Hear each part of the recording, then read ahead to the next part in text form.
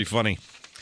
Let me get back for a moment to Senator Tim Scott, because this was some pretty outrageous stuff. And by the way, as I mentioned that, timing is everything. Just about this time every day, Sean Spicer holds his White House press briefing. It's gotten to be must-watch TV, not only for the way he deals with the media, but some of the ridiculous questions that they ask. And, of course, some of the tweets that the president puts out overnight sometimes that, of course, the media all wants a response on. Because Donald Trump, if you've noticed, hasn't backed down at all from his aggressive approach if he's challenged. It doesn't matter if it's John McCain being critical of the overseas military action where the Navy SEAL got killed. Trump attacked him for that. Senator Blumenthal comes out and exposes a private conversation he has with Neil Gorsuch.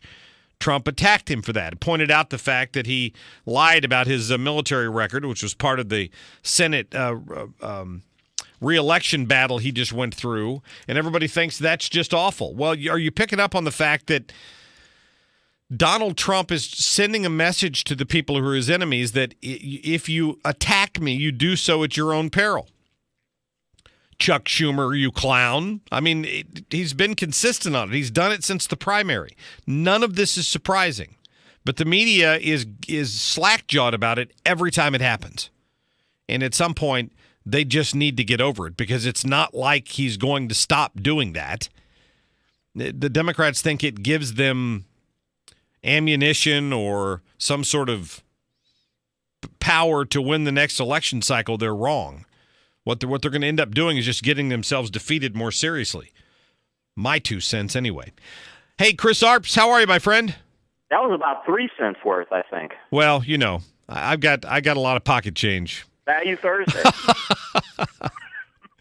So you and I talked about this a little bit earlier about what happened with Senator Tim Scott and what he got up and spoke about because of his support of Jeff Sessions. You know, you and I have been friends for a number of years now, and I've seen you get beat up pretty badly on social media by black liberals who get on your website when you point out something that makes complete sense. And you've heard some of these same slurs. I have, and I've been criticized for years. I've been doing this for 10 or 15 years, and it still amazes me that what I believe and my viewpoints can upset someone's psyche so much that they feel they need to try to demean me or try to put me down. You know, I say this to black liberals and African-American liberals, is we are not enemies. Just because we may have a different path on trying to get black people to a better place doesn't have to necessarily mean that we're enemies.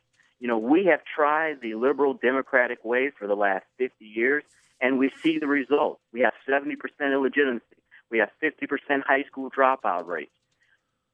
The liberal agenda has not worked. And all black conservatives like Tim Scott and me and others are saying is, hey, let's try a different path. What's going on right now is not working. So yesterday, apparently, some of the social media he got, they criticized him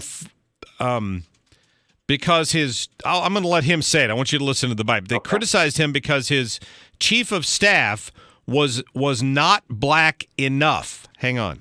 Scott at Scott says a white man in a black body. Tim Scott backs Jeff Sessions for Attorney General.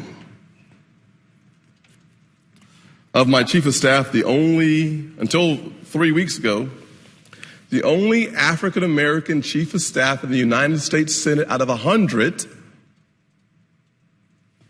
is the chief of staff for a Republican. The second African-American chief of staff in the United States Senate is the chief of staff of a Republican. And yet, they say of my chief of staff, she's high yellow, an implication that she's just not black enough. Some of the stuff that he's getting in these Twitter attacks is unbelievable. And that's pathetic because, you know, African Americans and other minorities already have to deal with racism in this country, and now you have to deal with it within your own race.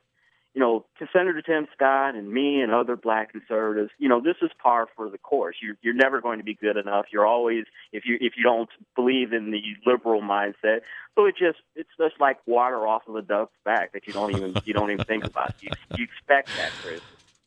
Yeah, I'm glad he came out and did it. I think it was kind of shocking for some of the people in the Senate to hear that, but I can't imagine that there aren't plenty of African American members of the House who've gone through the same thing. I was trying to remember who was it? Was it the former football player who was a congressman from, was it Nebraska? Oh, J.C. Watts. J.C. Watts. Yeah. Was denied membership in the Congressional Black Caucus. Do you remember that? I do remember that. They wouldn't. He couldn't join the club because he was a Republican. Yeah, when it's supposed to be the Congressional Black Caucus, not the Congressional Democratic Caucus. It's the Congressional Black Caucus. And just to reiterate my earlier point, black people have so many odds against us, and we've had racism, and we've got other battles that we're fighting within our community. They're self-imposed. For us to be fighting among each other is just foolish because we have a different viewpoint. We don't hate black people. What we believe in, we think will get black people to a better place. We all want black people to progress, and that's all we're asking for. And we want to use our platform and that we have to try to get our views across. And we're not going to be denied. I know I'm not. I'm going to say whatever I want to say till I take my last breath, and I could care less what anybody thinks about it. And we appreciate that about you, Chris. We do. Thank you. All right, my friend. Listen, I appreciate you calling in. I thought you'd have some good insight on this and what Tim Scott's dealing with up there in the Senate. It's saddened. And honestly, Mark, it saddens me more than it angers. It really does. That in 2017, that's where we're at as black people, being divisive among ourselves.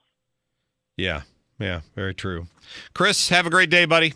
You, my friend. Have a great show. All right, we'll talk to you soon. Thank you. Chris Arps there, of course, a regular guest here every Tuesday. I wanted to pick his brain on the embarrassing treatment of a United States senator just because of he happens to be a black Republican. It's just sad.